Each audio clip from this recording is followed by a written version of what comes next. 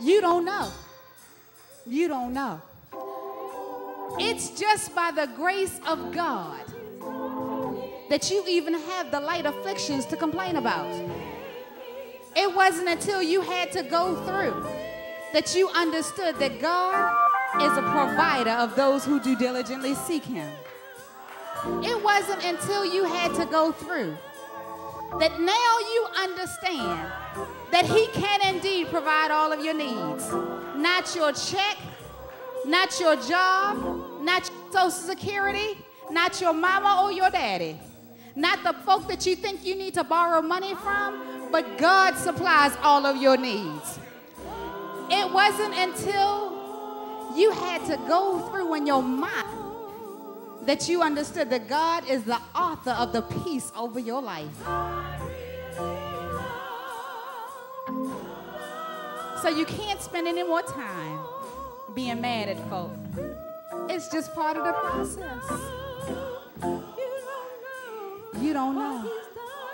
Choir, if you can lower it just one moment. For the saints who are saved, I need you to go on and sing and praise. I need you to go on and talk to your God. But there are some folk who came here this morning still mad. Things didn't work out for them the way they thought it was going to work. And they're mad at the world. Mad at everybody and everything. Not understanding that it's God who allows you to go through some stuff. Because your faith needed to be built up. You had faith in everything but God. And God says, I got to strip some stuff out of your life. Lest you think that it's your suit that allows you to look good in other people's face. Lest you think that it's your car that gives you your status. So you had to lose some stuff so that you would understand that even without the stuff, I still am anointed. Even without the things that other people say are valuable, I still have value in the kingdom. You had to go through some stuff. Because as Joseph said now, this thing didn't just happen for me, but it happened so that folk from generations to generations to generations would be blessed. When you get a chance, go back and read the story. Because the famine came. And if Joseph hadn't gone through the pit, if Joseph hadn't gone to prison, if he did not end up in jail, the famine would have come and everybody would have suffered and died. You're going through is salvation for other people. You're handling things right now that will prove to grant life for those around you.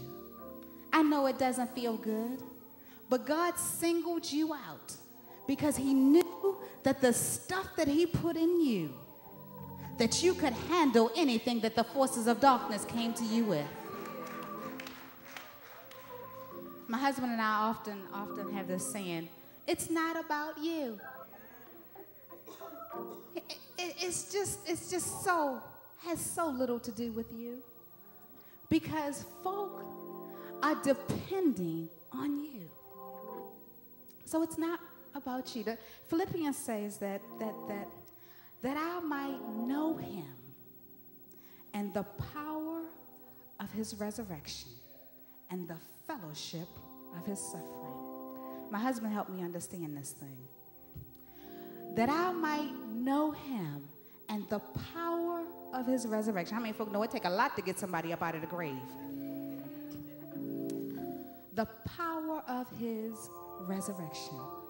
But you can't know resurrection power until you know the fellowship of his suffering. You can't understand what it means to get up if you've never been knocked down. And so slap your neighbor high five and say, baby, I'm not suffering. I'm just fellowshipping. Hey. See, it's the fellowship that you have with the Lord Jesus Christ that shows the light unto somebody else. else, that they will come running saying, Lord, what must I do to be saved? It's the testimony that you have that God made a way out of no way. It's the testimony that you have that he kept you in spite of what you were dealing with. So for all of those who know how good God is, I need you to pray right now. Because some of our brothers and sisters came to church this morning burdened and worn out, not knowing what they were going to do. I done seen enough hell in my life. I don't even want my worst neighbor, my worst enemy, to go through the hell that I've had to go through. How many folk know that hell is not good? So for those of you who